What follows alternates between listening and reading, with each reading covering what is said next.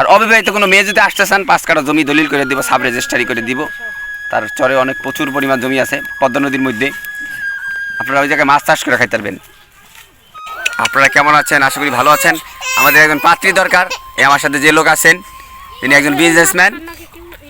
তার বয়স কিন্তু আমার চেয়েও কম, কারণ এই যে বায়ুচরের কারণে তার এই যে চুল দাড়ি পেকে গেছে, বুঝছেন না? আপনারা দূরেছেন, আবার ভুল বুঝছেন না।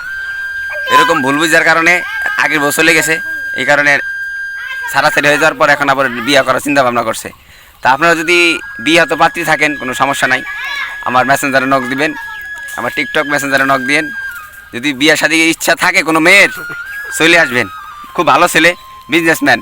ঢাকা শহরে 2 তলা বাড়ি আছে। গাজীপুর তার গাজীপুরও বাড়ি আছে। গাজীপুর আছে না? গাজীপুর বেচে চালাইছেন ওটা না? আছে। তাইলে প্রিয় দর্শক, আপনারা বিষয়টা একটু চিন্তা ভাবনা করেন।